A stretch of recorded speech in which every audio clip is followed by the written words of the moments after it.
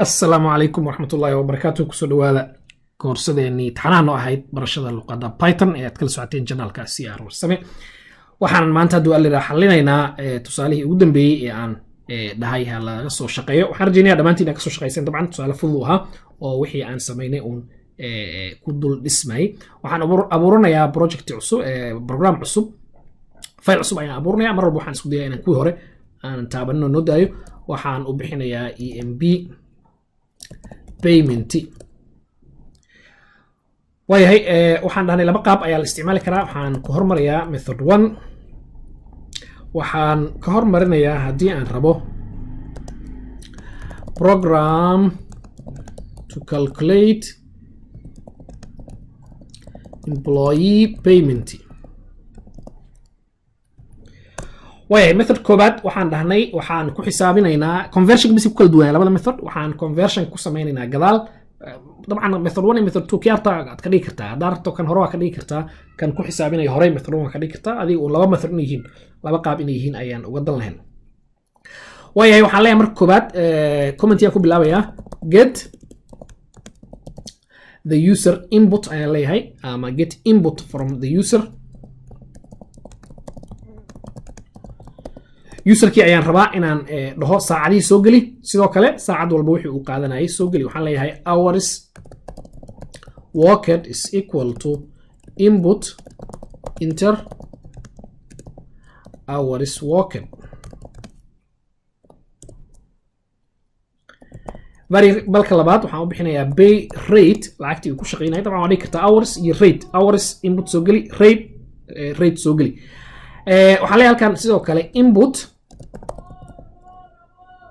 enter pay rate. waxaa soo gelisaa pay rate kii soo geli ayaan leenahay. waxaan leeyahay stepka xigto calculate gross pay. waxaa xisaabisaa lacagtii uu qofkan uu ku shaqeynayay ugu dambeyn. waxaan leeyahay marka gross pay is equal to, haddaa fiirsa variableska aan isticmaalayo waa ugu dan leeyahay laba magac ayaan u bixiyey underscore ayaan u dhexaysiinayaa si aan u barato variableska iyo qaabka loo abuuro. waa dhigi karaa marka pay iyo rate iyo hours waa ka dhigi karaa saddexda variable haddii aad rabto. waxaan leeyahay hours worker lagu dhuftay pay rate ayay noqon lahayd soomahan. waxaan leeyahay marka ii convert garee integer u bedel hours worker, kabacdina waxaa ku dhufataa adiga oo integer u bedelayo pay rate. muxuu noqonayaa marka natiijadii ayaan leeyahay point ugu dambeeyo ii soo bandhig. waxaan leeyahay display gross pay. waxaa ii soo bandhigtaa gross pay. waa iska soo fududaynaya. waxaan leeyahay print gross pay is طبعا halkan space uma baahan sidii aan hore u aragnay. waxaan leeyahay halkaana gross pay. example koobaad marka ama method koobaad sida aan sheegay display ayaan kala hormar. dabcan waa commenti problem ma lahan, laakiin wuxuu ii sheegayaa in spelling wax iga qaldan yihiin, laakiin error maahan. hadda commentska aan waa aragnay Soomaaliya waa ku qorkana laftiisa. waxaan sameeyay sida ku muuqanayso hours worked ayaan user soo gali lahay, pay rate ayaan soo gali lahay. labadaba waxaan u qaadanay as string. halkan marka imid ayaan waxaan dhahay integer u bedel isku dhufo. natiijada waxaa iigu shubtaa gross pay ayaan ii soo bandhigay. haddii aan dhaho right click oo aan dhaho run EMB payment, wuxuu dhihi doonaa enter hours worked, saacadihii uu qofka shaqeeyay soo gali. tusaale ahaan waxaan leeyahay 20 saac ayuu qofka shaqeeyay. saacad walba muxuu ku shaqeynayay? wuxuu ku shaqeynayay $6. 6 lagu dhuftay 20 120 ayuu qofkan ku shaqeynayay ayuu ku leeyahay sida ku muuqanayso. marka sidaas oo kale ayaan u isticmaali karnaa sida ku muuqanayso. waa iska fududaynaya. methodkii koobaad sidaas ayuu ahaa. methodka labaad muxuu noqonayaa marka method 2. method koobaad kan aniga aan u aqoonsaday markii aan soo dhameysto calculationkii aan sameynayay ayaan convert gareeyay labadii variable. halkan ayaan ku convert gareeyay. waxaan kaloo sameyn karnaa dhahayna halkan ku convert gareyno marka aan soo akhrinayo oo halkan aan dhaho isla markiiba integer, gadaal aan tago oo aan dhaho ii close garee. halkan ayaan waxaan sameyn karaa inaan dhaho integer bracket aan furo nd aan leeyahay, kabacdina aan leeyahay ii xir. halkan waxaan sameyn karaa in aan iska tirtiro marka integerkan uma baahni maadaama aanan already aan soo convert gareeyay markii aan soo aqrinayay. qaabka labaadna waa sidan markaan soo convert gareeyo waxaan dhahay sidan ayaa fudud oo ay u badan tahay aan iloobin.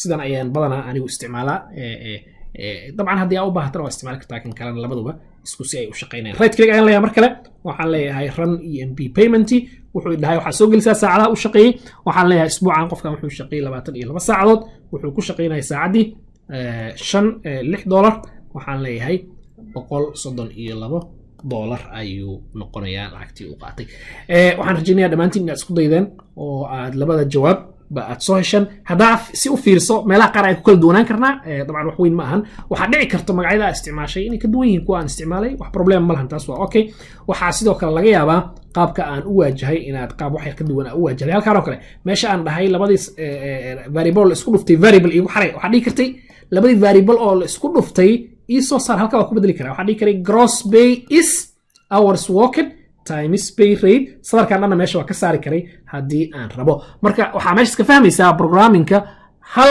qaab oo wax walba loo sameeyo inayna jirin qaab badan oo kala duwan ayaa laga yaabaa xalkii halka problem in lagu gaari karo marar badanna way dhacdaa in anigana aan si u xaliyo adigana aad si kale u xaliso ugu dambeynna xalkii labadaba uu sax noqdo laakiin waxaa marar badanna dhacdo annagoo laba si oo u kala xalinayn oo kala duwan in haddana ama adigu aad saxnaato oo anagoo saxan oo sax soo saarayno ina adigu qaabka fiicnaa oo xalis anigu qaab xogaa laga fiican yahay oo laga yaabo ama inuu waqti badan qaadanayo ama inuu performancekiisa laga fiican yahay ama wixii la midka waa sheegi doonaa meelaha noocaas oo kale laakiin tan oo kale wax weyn oo farqi uma dhaxeeyo haddii aan soo qaado hours worked times pay rate oo halkan printing aan dhex geliyo oo sarkaas meesha aan ka saaro dabcan hal sar oo code aad qor lahayd ayaa ku badbaaday laakiin wax badan oo weyn ma ahan sidan oo kale way ila quruxsan tahay haddii aad qortay oo si kale oo result ay ku soo baxday oo xalisana iyaduna way saxan tahay labadii method ee aan ku dhahay isku soo day waa sidaas ay ahaayeen waa kuma santiin waqtigiina iyo daawashadiina halkaas ayaan ka sii wadi doonaa aysadana xigta du'alina wassalaamu calaykum waraxmatullaahi wabarakaatu